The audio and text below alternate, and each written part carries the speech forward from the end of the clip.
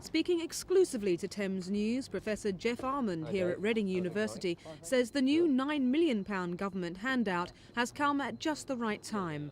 Research so far has been haphazard and uncoordinated.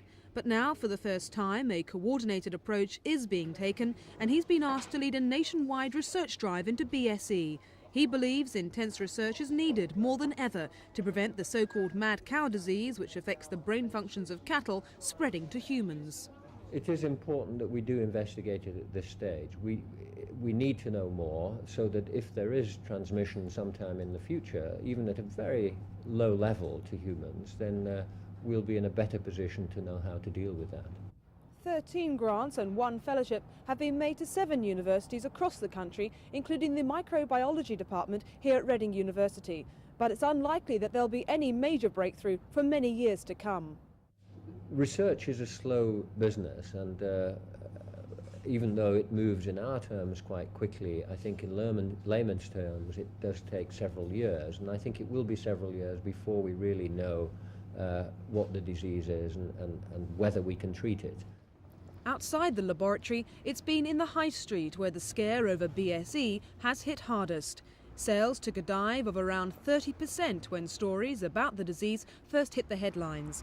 Now, more than a year later, things still aren't looking good, especially for the meat trade and farmers. Figures obtained by Thames News show that 1 in 10 dairy farms have had at least 1 case of BSE, a total of just over 1,000 farms affected in the southeast. On those farms, there were 3,226 cases of mad cow disease. And sales of beef haven't picked up. They're still down 10%, the same level as last September. It's not just cattle, though, that have been affected by the disease. At London Zoo, 2 antelope have died. As part of his job as research coordinator, Professor Armand will be holding workshop meetings across the country with all those involved in the new research. One area that Reading's looking at is the death of those 2 antelopes. I mean, we've got now the bovine sequence, and we know how that relates to sheep and humans. And the next thing is to have a look at these samples we've got from London Zoo, the antelope species, and find out how that sequence compares. Dave, how are you getting on with that? Well, so far we've extracted the DNA from those, and over the next few days we should have some sequence data. Excellent, very good. So it's hoped that over the next few years more light will be shed on BSE before the first human casualties occur.